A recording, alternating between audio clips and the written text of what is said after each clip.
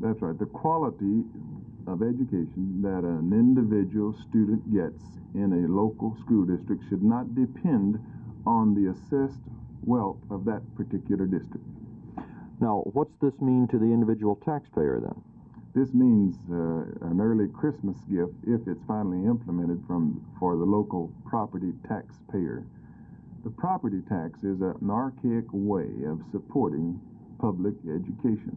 We've known this for years. Finally, the courts are going to make us do something about it. We get 2/3 of our local school budget from the property taxpayer, and that's unfortunate. We should get 2/3 of our school budget from the state and only 1/3 from local sources, and it's just the opposite right now.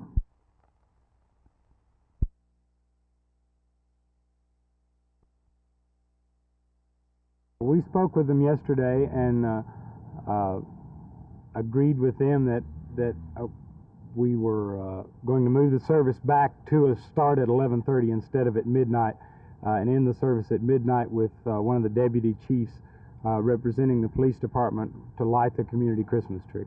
So the service was originally scheduled as a sort of a challenge to the curfew, wasn't it? Is this a cop-out now by agreeing with the police department? Well, I don't think this is a cop-out. The issue of the curfew in the park is very much secondary to the problem of needle drugs in this city. And if we can show through this a spirit of cooperation with the police in working on this problem of needle drugs, which is the main issue here, perhaps we can get some of the other city agencies to work with us too, and actually for the first time have a good spirit in the Oak Lawn area to do something about this problem. Well, first of all, it was an effort on our part to have them understand that we are going to enforce the law in Lee Park. Now, we're just not going to turn our head against violations of the law. That's understood. Beyond that, the police are going to do everything that's possibly within their activities in the park to communicate with those people, to understand some of the problems they have, and to help whenever possible with any situation that might provide some real improvement for the problems some of them do have.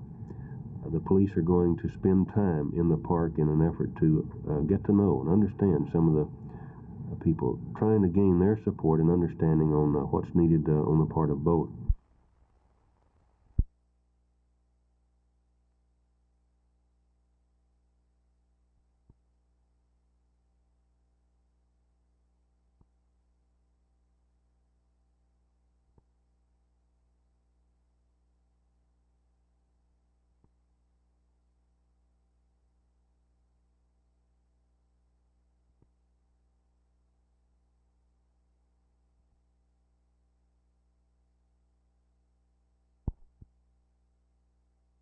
It was about 9 o'clock last night when two armed youths were inside Tom's Drive-In Grocery here in the 600 block of South Freeway in Fort Worth.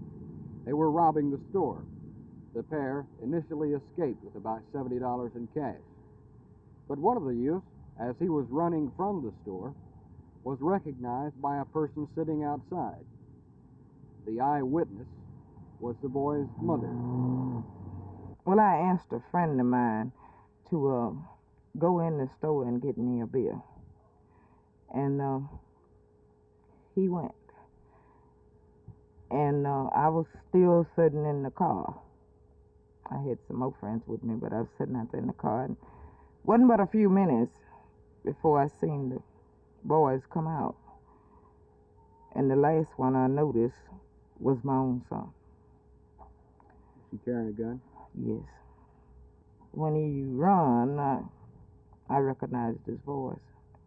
Then I got out the car and walked in to see what was going on. And I stood there a few minutes because I really didn't want to give my son away. Hey. And Did when he the tell man, you he did it? No, he didn't. When the man was calling the law and he said he was about 17, I said he is 17. And the man asked me, he said, "What you say, ma'am?" I said, "He was my own son, one of them." And I stood there until the law come. And I told him the same thing. Not a very good Christmas, is it? No, it's not. No mother wants to give her own child away. Mrs. Ruffin's 17-year-old son is in the city jail today after she called police this morning, told them that he was at her house and they could pick him up. Mrs. Ruffin says she wants her son to pay the penalty for what he's done, or what he allegedly has done. She said she hopes the authorities can help him straighten out his life. Jim Green, Channel 8 News on the Move, Fort Worth.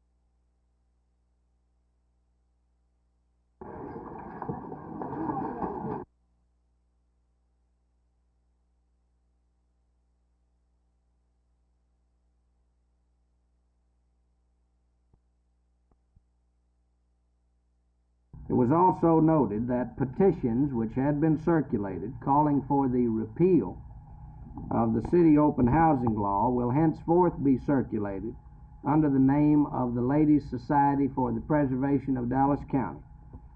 And it was announced that any person that had signed the petition under the belief that it had been circulated by the League of Women Voters, the national organization, could have his or her name stricken from the petition by contacting me and requesting that their name be taken off the petition.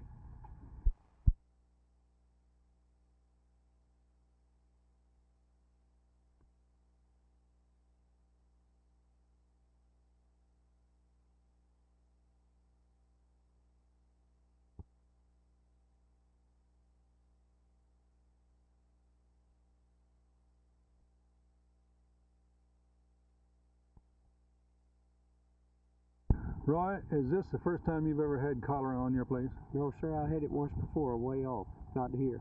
What did it cost you then, you know? Well, I don't know, sir. Bunch of money. Well, it got you out of the hog business too, didn't it? No, sir, I had 2 sows and a boar left. Then you had to get back in. Yes, sir. Joe, what does this mean to Dallas County? If this epidemic hits Dallas County, it'll really hurt the price of the pork and hurt the man that's in the hog business, put him out of business, and it takes a good while to get back in. You helped survey the county one time on hogs. How many did you find? Oh, probably 10,000 plus in the county. So it's a pretty big thing for us.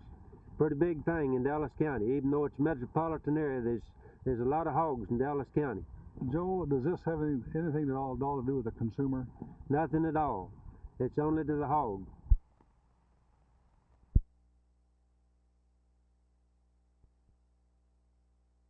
The toughest one right now, I think, is Tulsa. But I think Fort Worth is going to come on later on in the season. They're going to be a real tough club to beat. I've talked to Ross Perkins about how the Wings always seem to come up with something extra when you play over there. And, of course, you'll be there Christmas night. What is it they have? Of course, you all do very well over there, too, but it seems to bring out the best in each, does it not? Well, it just must be all the people in the building, I think. It's a big crowd, and you know, it's sort of a rivalry between the two cities and for the trophy, I guess. And they're just up for the game. They know we're in first place. Every other club's up for the game, too, because we're in first place and they're trying to knock us off.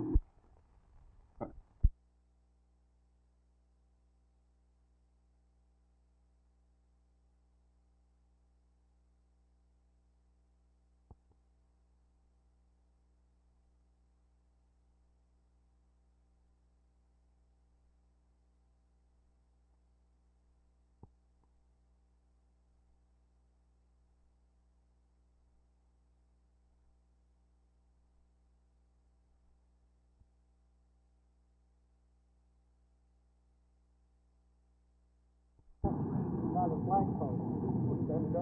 Yeah, standing up by the flagpole.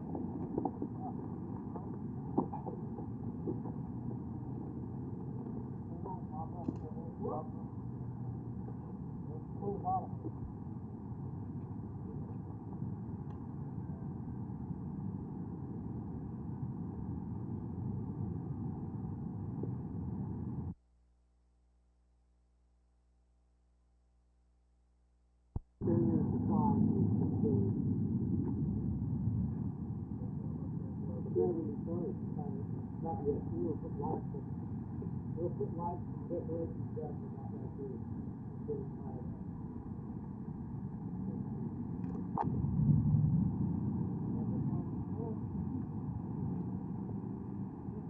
You think you can climb up there and put the lights where you That's what I was thinking.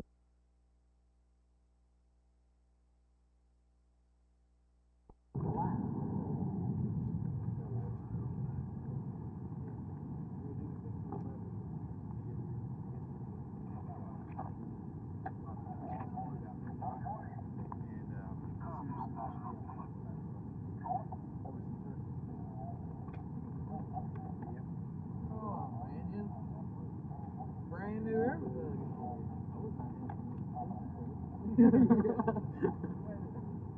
Well, is Bob gonna be in there?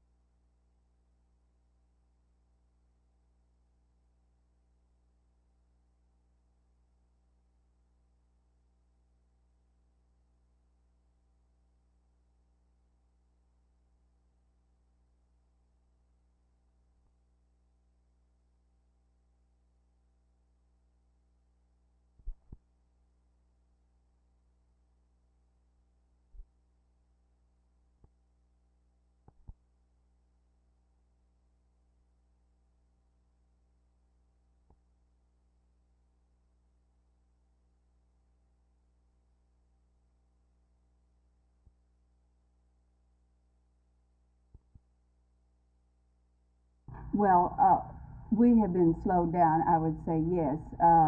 This particular season would slow us down some, but we intend to go full speed ahead and circulate our petitions because we do believe that the people of Dallas do want the repeal of this open housing ordinance, and we intend to go right ahead and work to this end.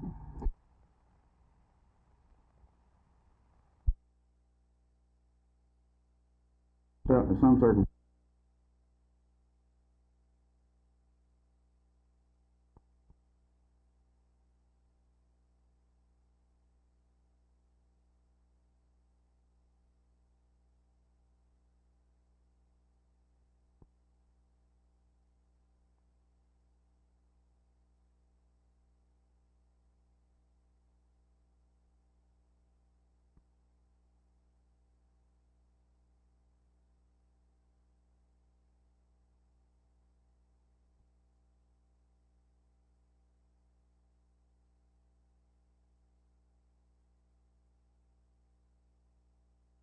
The court.